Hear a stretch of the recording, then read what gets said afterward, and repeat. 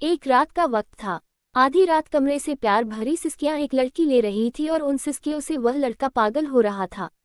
देर रात दोनों एक दूसरे को बेहद पैशनेट होकर प्यार कर रहे थे। मधोशी दोनों पर प्यार की छाई हुई थी।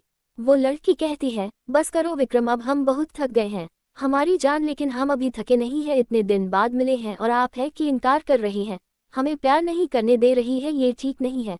वो लड़की अजीब नजरों से विक्रम को देखती है, पर प्यार की मधोशी में वो कुछ नहीं बोलती है। आखिर दोनों थक कर एक दूसरे से अलग हुए और वह लड़की उस लड़के के सीने से जाकर छुप गई और उसने उसे अपनी बाहों में भर लिया और दोनों सो गए। सुबह विक्रम की आंख खुली और उसने उस लड़की की तरफ देखा और कहा, आप इतनी खूबसूरत हो कि हमारा मन ही नहीं भरता है, हम कितना भी आपसे दूर जाएं पर जा ही नहीं पाते। वो लड़की कसमसाते हुए कहती है, तो क्यों जाते हो दूर आप हमसे? बेवजह हमसे लड़ाई की और बेवजह ही आप हमसे नाराज हुए। नाराजगी ऐसी कि 1 महीने हमसे दूर रहे। ऐसा भी कोई करता है क्या? सॉरी चांदनी, अब आज के बाद ऐसा नहीं करूंगा। और विक्रम ने उसके माथे पर किस किया और उसके ऊपर आकर उसके होठों पर अपने होठ रख दिए और उसे किस करने लगा, और चांदनी भी विक्रम का साथ दे रही थी। विक्रम ने अब चांदनी के होठों को आज़ाद किया और उसकी गर्दन पर किस करने लगा। चांदनी लंबी लंबी सांसें ले रही थी और मधोशी भरी आवाज में विक्रम से कहा, विक्रम आराम से, मेरी गर्दन पर बाइट मत करना। होश में आइए आप, आज नंदिनी की सगाई भी है और घर में कितने मेहमान हैं। विक्रम चांदनी के चेहरे को देखता है जो आंखें बंद किए सांसों को तेज तेज ऊपर नीचे कर रही थी। वो कहता है, चांदनी आप तो हमें प्यार भी नहीं करने देती हो अच्छी तरह से। चांदनी आंखें खोलती है और कहती है, विक्रम कुछ चीजें दायरे में ही रहे वही ठीक है। विक्रम नाराज होकर चांदनी से दूर होता है और मुंह फेर कर लेट जाता है। चांदनी विक्रम के पास आकर उसे पीछे से अपनी बाहों में भरते हुए कहती है, विक्रम घर भी जाना है। घर नहीं गए तो 100 सवाल उठेंगे आप पर, और सबसे ज्यादा हम पर। आप तो जानते हैं रोज ही ताने सुनने को मिलते हैं हमें यहाँ कोई नहीं समझता। रोज बस एक ही बात कि आपकी दूसरी शादी हम करा लें। हम भी तो चाहते हैं कि हम माँ बने, 4 साल से ट्रीटमेंट करा रहे हैं पर कोई फायदा नहीं है। क्या करें हम अब? हमें कुछ समझ में नहीं आता है। इसमें हमारा क्या कसूर है? विक्रम आप ही बताएं। हमें बिल्कुल भी अच्छा नहीं लगता है, रोज बस वही एक बात कहते हुए चांदनी की आंखें नम हो गई। पर विक्रम को तो जैसे चांदनी की बातों का कोई फर्क ही नहीं पड़ रहा था। वो चुपचाप आंख बंद किए लेटा हुआ था, चांदनी की तरफ पीठ करके। विक्रम चांदनी की बातों को इग्नोर कर देता है। विक्रम का इस तरह से खामोश रहना चांदनी के दिल को तोड़ रहा था। उसे अच्छा तो नहीं लगता है विक्रम का इस तरह से उसे इग्नोर करना, पर वो विक्रम से कुछ नहीं कहती। खुद को संभालती है वो कि उसकी आंख से आंसू ना बहे, और विक्रम का गुस्सा ठीक करने के लिए विक्रम की पीठ पर चांदनी ने किस कर लिया तो विक्रम का गुस्सा भी शांत हो गया। वह पलटकर चांदनी को अपने सीने में छुपाते हुए कहता है, क्यों चांदनी, इतनी दूरी क्यों? आप हमारे पास क्यों नहीं रह सकती हैं कुछ दिन? विक्रम हम जरूर रहते आपके पास, पर हमारी किस्मत ही ऐसी है कि हमारी वजह से हमारे अपने तकलीफ में पहुंच जाते हैं। चांदनी, यह विक्रम किसी से नहीं झुकता है, किसी से भी डरता नहीं है, लेकिन आपके सामने हम अपना सर झुका लेते हैं। आपकी जिद के आगे हमारी यह डेविल वाली पर्सनैलिटी भी काम नहीं आती है। अच्छा ठीक है, आप आज हमें प्यार करो बस, और बातें बाद में। और विक्रम चांदनी के ऊपर आकर उसके होठों को अपने होठों से लॉक कर देता है। 10 मिनट की किस के बाद दोनों एक दूसरे से अलग होकर एक दूसरे को तड़प भरी नजरों से देखने लगते हैं। एक बार फिर दोनों ने एक दूसरे को प्यार किया और दोनों दोबारा एक दूसरे की बाहों में सो जाते हैं। कुछ घंटों बाद चांदनी की आंख खुलती है। वह चादर अपने जिस्म से लपेट लेती है और विक्रम के माथे पर किस करके वह बाथरूम में शॉवर लेने चली जाती है। इधर विक्रम के होठों पर प्यारी सी स्माइल आ जाती है। तभी विक्रम का फोन रिंग करता है। विक्रम फोन रिसीव करता है। हेलो, कितनी बार कहा है, जब मैं काम से बाहर रहूं तो मुझे कॉल मत किया करो, मैं खुद तुम्हें कॉल करूंगा, अब डिस्टर्ब मत करना। और विक्रम ने कॉल काट दिया और दोबारा से बिस्तर पर लेट किया। कुछ देर बाद चांदनी शावर लेकर बाहर आती है और अपने कपड़े पहन विक्रम को जगाते हुए कहती है, विक्रम उठिए, आज आपकी बहन की सगाई है, चलिए जल्दी से फ्रेश हो जाए और तैयार हो जाए, साथ में घर चलते हैं। चांदनी, आज हमें कहीं नहीं जाना है और आप भी कहीं नहीं जाएंगी, हमें आज आपके पास ही रहना है। विक्रम, ये कैसी जिद है आपकी? आपके कहने में हम इस होटल में आए, घर पर बुआ जी आए हैं, वह बात का बतंगड़ बना देंगी। विक्रम बिस्तर से उठकर बैठ जाता है और चांदनी से कहता है, चांदनी आप हमारी पत्नी हैं, आपके साथ वक्त भी अब हम सबकी मर्जी के मुताबिक बिताएंगे। हमारी भी कुछ ज़रूरतें हैं और आप हमारी पत्नी हैं। आपका फर्ज बनता है कि आप अपने पति की ज़रूरतों को समझें और मुझे खुश रखें। विक्रम, हम समझते हैं आपको और अपने पति की ज़रूरतों को भी अच्छी तरह से समझते हैं, पर हमें और भी जिम्मेदारियां निभानी है। आपको पता है ना, नंदिनी की शादी अगले हफ्ते है। हमें बहुत सी तैयारियां करनी है और वैसे भी हम लेट हो गए हैं। बुआ जी और माँ गुस्सा करेगी। चांदनी, आपको पता है ना, 1 महीने बाद हम वापस आए हैं। फिर से हमें नाराज करना चाहती हैं आप? नहीं विक्रम, यह 1 महीने हमारे लिए 1 साल की तरह थे। हमें आपसे दूर नहीं जाना है। आप ही तो हमारे सब कुछ हो। और विक्रम, हम आपको नाराज नहीं करते। बेवजह आप हमसे नाराज हो जाते हैं और बिजनेस ट्रिप पर चले जाते हैं। ऐसा भी कोई करता है क्या? दिल्ली से आपने हमें भोपाल भेज दिया। हमने आपको कुछ नहीं कहा क्योंकि ससुराल के भी फर्ज निभाने हैं हमें, और आप भोपाल आए भी तो होटल में मिलने की जिद कर दी। पता है ना घर पर कितनी बातें हो रही होंगी। चांदनी, तो क्या करें हम? घर पर हमें आपके साथ वक्त कहाँ बिताने देते हैं। कोई किसी न किसी बहाने से आपको कुछ न कुछ काम के लिए बुला लेते हैं। विक्रम, बहाने बनाना बंद करिए। दिल्ली में रहते हैं हम, वह भी अकेले। फैमिली हमारे साथ नहीं रहती है। फिर भी पता नहीं कौन सा काम करते हैं आपकी, आपको वहाँ भी टाइम नहीं मिलता हमारे लिए। कहीं ऐसा तो नहीं कोई और आपकी लाइफ में आ गया हो? हमारा सारा टाइम आप उसको ही देते हैं। विक्रम बोला। अच्छा, तो आप हम पर शक कर रहे हैं? नहीं विक्रम, शक नहीं कर रहे हम आप पर। बस 2 साल से हम देख रहे हैं आप हमसे दूर दूर रहते हैं। आधे से ज्यादा समय तो आप अपने बिजनेस ट्रिप पर रहते। दिल्ली के बड़े से घर में अकेले हमारा दम घुटता है। विक्रम गुस्से में उठा और बोला, चांदनी, तो सब कुछ छोड़कर आपके पास बैठ जाऊं? यह ऐशो आराम इसी वजह से क्योंकि दिन रात हम मेहनत करते हैं और आप है कि हमसे सवाल कर रही हैं। अपनी पत्नी के साथ वक्त बिताना था, प्यार करना था तो होटल में बुला लिया, पर उसमें भी आपको तकलीफ है। जाए नहीं करनी अब हमें कोई भी बात आपसे। आपको जो करना है करिए और जाए घर। आपको लेट हो रहा है ना? विक्रम, आप कहे तो ना जाए, हम आपके पास ही रहे, लेकिन आप ही चाहते हैं ना कि हम आपके परिवार वालों को समझें, उनकी जिम्मेदारियां संभालें। विक्रम गुस्से में चांदनी के बालों को पकड़ उसे पीछे करते हुए कहता है, आप हमारी पत्नी हैं तो हमारे परिवार की भी देखभाल करना आपका फर्ज है। समझिए आप, और बस 1 महीने के लिए आप भोपाल क्या आए, आपकी तो जुबान निकल आई। आप अच्छी तरह से जानती हैं हमें जुबान और पर काटने में देर नहीं लगती है। इसीलिए जुबान चलाना और आसमान में उड़ना बंद कीजिए। एक झटके में हम आपको अपनी जिंदगी से बाहर निकाल सकते हैं। पता है ना आपको अच्छी तरह से, हम फैसला लेने में जरा भी देर नहीं करते हैं। माना कि आप पत्नी हैं हमारी, आपका हक है हम पर, लेकिन एक हद तक। हम आपसे प्यार करते हैं। इसका मतलब यह नहीं कि आप अपनी हद भूल जाएं और आपकी मनमानी बिल्कुल भी नहीं चलेगी। हम आपके आगे झुकते हैं तो इसका मतलब यह नहीं कि आप हम पर हुक्म चलाएंगी। समझिए आप। विक्रम, छोड़िए, हमें दर्द हो रहा है। विक्रम चांदनी को छोड़ देता है और पेंट की जेब से अपना पर्स निकालता है और उसमें से कुछ पैसे निकालकर विक्रम बिस्तर पर रखते हुए कहता है, ऑटो से घर चले जाए, हम शाम में सीधे होटल पहुंच जाएंगे। चांदनी हैरानी से बोली, यह क्या कह रहे हैं विक्रम आप भी चलिए ना साथ में। पर विक्रम चांदनी की बातों को अनसुना कर गुस्से में टॉवल उठाकर वॉशरूम में चला जाता है और वॉशरूम का दरवाजे को अंदर से बंद कर देता है। चांदनी दरवाजे के पास आती है और उसे खोलने की कोशिश करती है। चांदनी को बहुत गुस्सा आता है। वह बोली, आपने ही कहा था विक्रम साथ में घर चलेंगे। आप नहीं गए साथ में तो सब क्या कहेंगे? हमारे बारे में तो सोचिए। पर विक्रम चांदनी को कोई जवाब नहीं देता है। तभी चांदनी का फोन रिंग करता है। चांदनी अपना फोन उठाती है तो देखती स्क्रीन पर विक्रम की मां सुनैना जी का नंबर फ्लैश हो रहा था। चांदनी फोन रिसीव करती है। चांदनी कुछ कहती है कि सुनैना जी बोली, पति की सेवा हो गई हो तो घर भी आ जाओ। तुमने तो हमारी नाक ही कटा दी है। सारे मेहमान घर पर और तुम हो कि क्या ही मैं कहूँ अब तुम्हें, अब जल्दी आओ बस। जी मम्मी जी, हम आ रहे हैं। फिर फोन कट जाता है। चांदनी फिर जल्दी से मिरर के सामने आ जाती है, अपने बालों को ठीक करती है और अपने आंसुओं को पोंछती है और बिस्तर से पैसे उठाकर होटल से बाहर आती है और ऑटो में बैग घर की तरफ निकल जाती है। इधर विक्रम वॉशरूम से बाहर आया और जल्दी से तैयार होकर वह भी होटल से बाहर आया और अपनी गाड़ी में बैग गाड़ी स्टार्ट कर घर की तरफ निकल गया।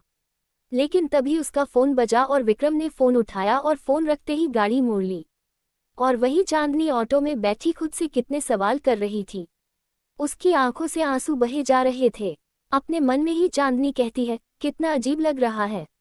ऐसा लग रहा है जैसे हम अपने पति से नहीं बॉयफ्रेंड से मिलकर घर जा रहे हैं, जैसे कोई चोरी की हो हमने। सबकी निगाहें हमें जब देखेगी तो अजीब लगेगा हमें। ये कैसी जिंदगी है। पति बिजनेसमैन है, सारे ऐशो आराम है, पर जा रहे हैं हम इस ऑटो से। और विक्रम प्यार तो करते हैं पर पैसे भी गिन कर ही देते हैं। पता नहीं क्यों विक्रम हमसे सच में प्यार करते हैं ना।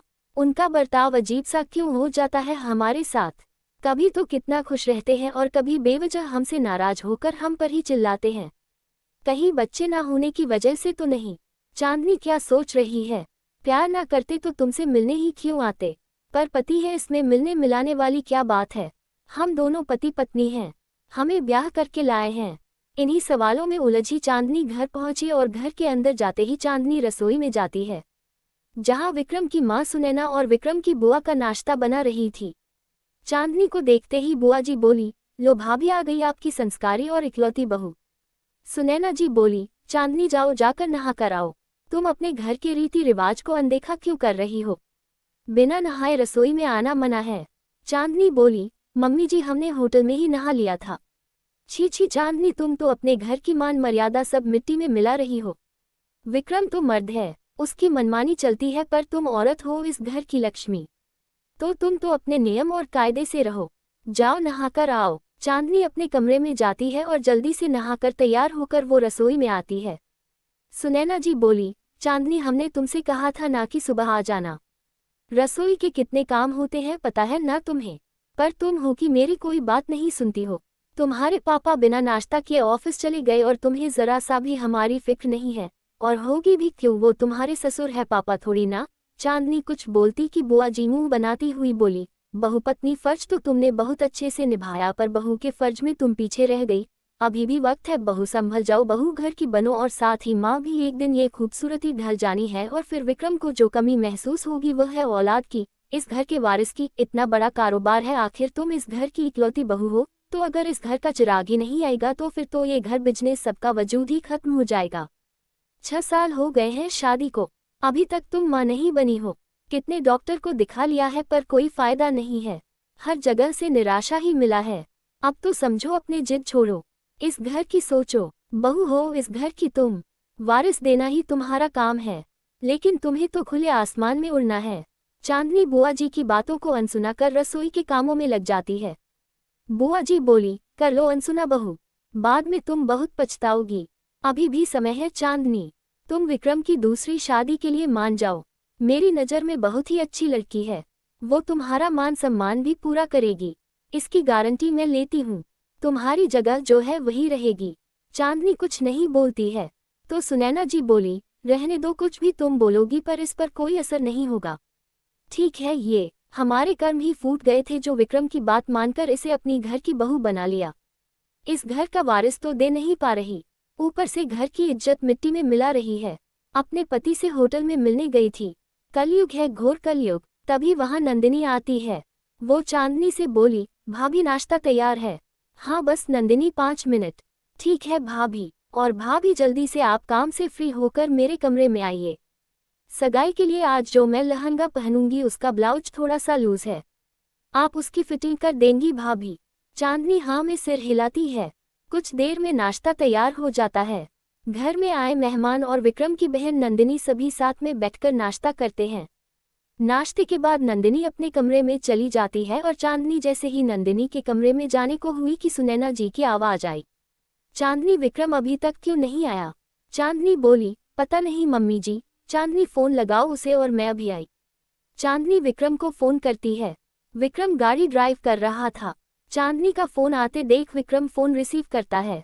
हेलो चांदनी, विक्रम कहाँ है आप, अभी तक आप घर क्यों नहीं आए। चांदनी, सॉरी हमें एक जरूरी काम आ गया इसलिए हमें दिल्ली वापस लौटना पड़ रहा है। लेकिन विक्रम आज आपकी बहन नंदिनी की सगाई है, 2 भाई सगाई में नहीं रहेंगे तो 100 सवाल करेंगे सब। नंदिनी के ससुराल वालों को हम क्या जवाब देंगे।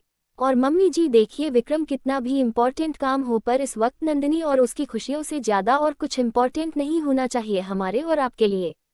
आप अभी इसी वक्त घर आइए। चांदनी, आप कैसी बातें कर रही हैं, आपको बिजनेस के बारे में कुछ पता भी है। गवार जैसी चांदनी, आप बातें मत करिए। अभी अगर हमारे बिजनेस को नुकसान हुआ ना तो नंदिनी की शादी टूट सकती है। पैसा और रुतबा देखकर ही वह लोग शादी कर रहे हैं। पर विक्रम, सारे मेहमान और नंदिनी के ससुराल वाले आपके बारे में ही पूछेंगे हमसे। हम सबसे क्या कहेंगे? कम से कम हमारे बारे में तो सोचें आप। आपको पता है ना, आप इस घर के इकलौते और बड़े बेटे हैं, और नंदिनी के ससुराल वालों को हम क्या जवाब देंगे? चांदनी, हमें पता है आप सब संभाल लेंगी। विक्रम, नहीं संभाल पाएंगे हम। किस किस को जवाब देंगे, और मम्मी जी उनसे क्या कहेंगे हम? चांदनी प्लीज विक्रम, समझने की कोशिश कीजिए। जान संभाल लेना आप। जरूरी काम है इसीलिए वापस जा रहा हूँ। ठीक है, मम्मी जी से तो आप बात कीजिए। चांदनी, सुनो, माँ को फोन मत। आज सगाई है तो सब आपको ही संभालना होगा। अब हम जल्दी ही वापस आएंगे। क्या? विक्रम ने फोन रख दिया। सुनैना जी चांदनी के पास आए और बोली, तुमने विक्रम को फोन किया? मम्मी जी, उनका फोन नहीं लग रहा है। तुमसे तो कोई काम नहीं होगा। पता नहीं किस मनहूस घड़ी में तुम इस घर में आई थी। आज बहन की सगाई है, पर तुम क्या समझोगी? तुम्हारे लिए तो हम सब मायने ही नहीं रखते हैं, जो तुम हमारे भले के लिए सोचोगी। फिर सुनैना जी चली गई। चांदनी की आंख फिर से छलाक आए और खुद से बोली, विक्रम, जब भी आपके साथ की जरूरत होती है तो आप हमें बीच रास्ते में छोड़कर चले जाते हैं। चांदनी फिर अपने घर के कामों में लग जाती है। शाम होती है, सारी तैयारियां हो चुकी थी।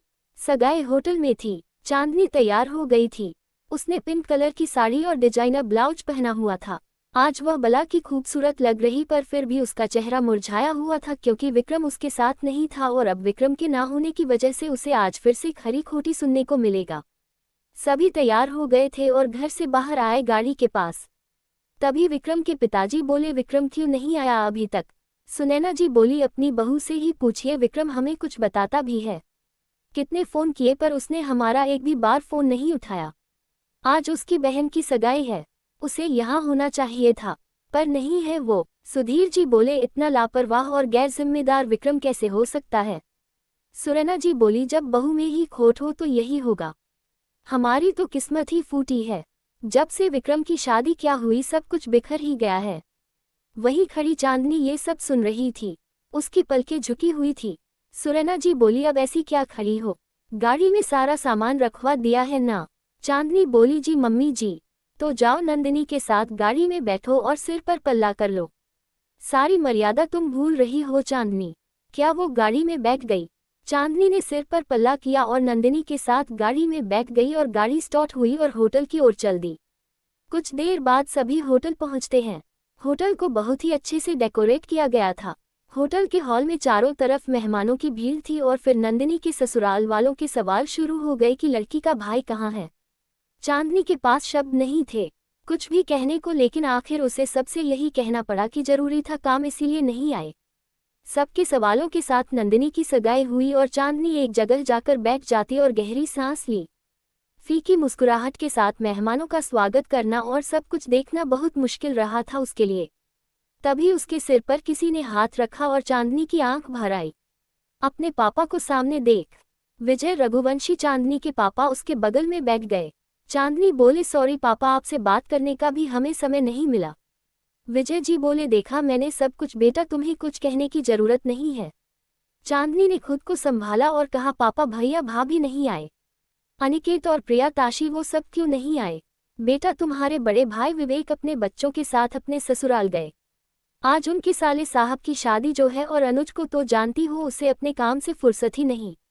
ताशी को फीवर था, तुम्हारी भाभी ताशी का ध्यान रख रही थी, इसीलिए उसे लेकर मैं नहीं आया। ठीक है पापा। अच्छा बेटा, अब मैं जा रहा हूँ। तुमसे मिलने आया था, मिल लिया। और उन्होंने जेब से पैसे निकालकर चांदनी के हाथों में रख दिया। चांदनी बोली, पापा ये क्या है? हमें पैसों की जरूरत नहीं है। गुड़िया मुझे पता है सब, अब मुझसे कुछ मत छुपाओ। पापा हूँ तुम्हारा, सब समझता हूँ मैं। ज्यादा नहीं, बस 10,000 है। पेंशन में जो मिलता है वो दोनों तुम्हारे भाई को दे देता हूँ। कुछ बचाया था तुम्हारे लिए, और मेरी इतनी हैसियत नहीं है बेटा। सरकारी कर्मचारी था पर खुश था, पर अब मजबूर हो गया हूँ। फैसला तुम्हारा था शादी का, मैं तो मना कर रहा था। इतने बड़े घर में शादी तुम ना करो, एक बार सोच लो, थोड़ा रुक जाओ।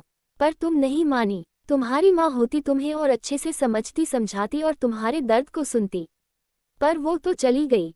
ये भी नहीं सोचा कि हमारी बेटी को उसकी जरूरत पड़ेगी। पापा हम समझते हैं सब, पर पापा जो बीत गया उसे याद करने से अब क्या फ़ायदा। अब जो होना था वो हो गया, अब पछताने से क्या फ़ायदा। वैसे पापा आपने खाना खाया? हाँ खा लिया। तभी सुनैना जी आए और बोली बातें हो गई हो तो चांदनी मेहमानों को भी देख लो। विजय जी उठकर खड़े हो जाते हैं और हाथ जोड़कर सुनैना जी से नमस्ते कहते हैं। नमस्ते भाई साहब, आपकी बेटी ना एक भी काम ठीक से नहीं करती है, जरा समझाए आप इसे। माँ का प्यार साथ मिला होता तो चांदनी समझती थी और इस घर को अच्छे से संभाल लेती। विजय जी बोले धीरे धीरे सीख जाएगी। मैं समझती हूँ भाई साहब, पर बिन माँ की बेटियों को कोई जिम्मेदारी निभानी नहीं आती है। वो होती तो जरूर कुछ सिखाती चांदनी को। खैर अब क्या ही कर सकते हैं। चांदनी को बहुत बुरा लग रहा था पर वो चुप थी, कर भी क्या सकती थी। यही तो हमेशा होता था। कुछ देर बाद सभी मेहमान चले जाते और सभी होटल से घर आ जाते हैं। घर आते ही चांदनी अपने कमरे में आ जाती है और दरवाजा बंद कर वो बिस्तर पर पेट के बल लेट जाती और रोने लगती। आज सबके सवाल और विक्रम की बेरुखी ने उसे बहुत दुख दिया था। कुछ देर बाद वो उठी और वॉशरूम जाती और हाथ मुंह धोकर उसने कपड़े चेंज किए और अपना मोबाइल लेकर बिस्तर पर आकर लेट गई। मोबाइल पर उसने टाइम देखा तो रात के 3 बजे बज रहे थे। चांदनी खुद से बोली विक्रम जी दिल्ली पहुंच गए होंगे और चांदनी ने विक्रम को फोन किया। रिंग गई पर फोन विक्रम ने नहीं उठाया। वही विक्रम दिल्ली पहुंच जाता है और दरवाजे पे खड़ा वह डोरबेल बजाता है। तभी दरवाजा खुलता है। विक्रम के सामने एक औरत साड़ी पहने खड़ी थी। विक्रम घर के अंदर गया और जैसे ही कुछ वह बोलता वो औरत उसके सीने से जा लगी। विक्रम उसे खुद से दूर करता और गुस्से में बोला तुम पागल हो। फिर विक्रम ने अपने गुस्से पर काबू किया और कहा कीर्ति विहान कहाँ है? विक्रम वो सो रहा है। और आनंद विक्रम तुम तो ऐसे पूछ रहे हो जैसे तुम्हें कुछ पता ही नहीं है। कहीं होगा घर ही कब आता है, शराब पीकर कहीं पड़ा होगा या फिर अपनी माँ के घर गया होगा। हाँ ठीक है कीर्ति, और तुम्हें क्या हो गया है? आज नंदनी की सगाई है, तुम्हें पता है ना, फिर भी बच्चों के जैसे हरकत करती हो। कीर्ति ने दरवाजा बंद किया और कहा ठीक है चलो कमरे में। मुझे नहीं जाना कीर्ति। क्या? विक्रम सोफे पर बैठ गया। कीर्ति मुस्कुराते हुए उसकी गोद में जाकर बैठकर दोनों बाहें उसके गले में डालते हुए बोली विक्रम सॉरी। बोल रही हूँ ना, क्या करूँ? मैं तुम्हें चांदनी के साथ अब नहीं देख सकती हूँ। एक ही दिन हुआ और मेरी आंख बेचैन हो गई तुम्हें देखने के लिए। क्या? कीर्ति ने उसके होठ पर अपने होठ रख दिए और उसे किस करने लगी। विक्रम ने अपना मुंह फेर लिया तो कीर्ति को बुरा लगा। वह बोली बस एक दिन में ही तुम मुझे भूल गए, जानने की याद आ रही है। ऐसा नहीं है कीर्ति, मेरा मूड नहीं है। कीर्ति उसकी गोद से उठी और बोली मुझे अच्छी तरह से पता है तुम्हारा मूड क्यों नहीं है। तुम उसके साथ वक्त बिता कर आई, इसीलिए अब तुम्हें मेरी जरूरत कहाँ है। वैसे भी चांदनी खूबसूरत में भी आगे है मुझसे और ओहदे में भी तुम्हारी बीवी जो है वो और मैं। इसके आगे कुछ बोलती कीर्ति की जोरदार थप्पड़ उसके पैर पर लगा। कीर्ति सहम गई, वो सुबक पड़ी, पर विक्रम के लाल आंखें देख उसने अपने सिर को झुका लिया। विक्रम बोला मेरी बहन की आज सगाई है, वहां होने की बजाय तुम्हारे एक कॉल में मैं भोपाल से दिल्ली तुम्हारे लिए आ गया। और तुम हो कि मुझे ही अनाप शनाप सुना रही हो। और हाँ, जो तुम कहना चाहती हो वो ही हो तुम, समझी? टूट गया था मैं, एक भूल के कारण ये रिश्ता बन गया, फिर भी मैं निभा रहा हूँ। और तुम्हें क्या चाहिए? तुम चाहिए विक्रम, सिर्फ तुम, और कुछ नहीं। छोड़ दो चांदनी को, तुम अब चांदनी से प्यार नहीं करती क्योंकि जो तुम और तुम्हारा परिवार चाहता है वह चांदनी तुम्हें और तुम्हारे परिवार को कभी नहीं दे पाएगी। मुझे अपना लो विक्रम, तुम्हें हर खुशी दूंगी, जो तुम्हें और तुम्हारे परिवार को चाहिए वो मैं दूंगी। मैं प्रेग्नेंट हूँ विक्रम। विक्रम ये सुनते ही कीर्ति को देखता है, उसके पास जाती है, वह उसके चेहरे को अपने हाथों में भरते हुए कहता है क्या कहा तुमने? तुम प्रेग्नेंट हो? हाँ विक्रम। विक्रम ने कीर्ति के माथे को चूम लिया और उसकी भीगी पलकों को बारी बारी से चूम लिया और उसके होठों पर अपने होठ रख उसे चूमने लगा। और विक्रम फिर कीर्ति से अलग हुआ और उसे गोद में उठाकर कमरे में चला गया। इधर चांदनी बिस्तर पर लेटे ही विक्रम को कई बार कॉल कर चुकी थी। उसकी आंखों से नींद कोसों दूर।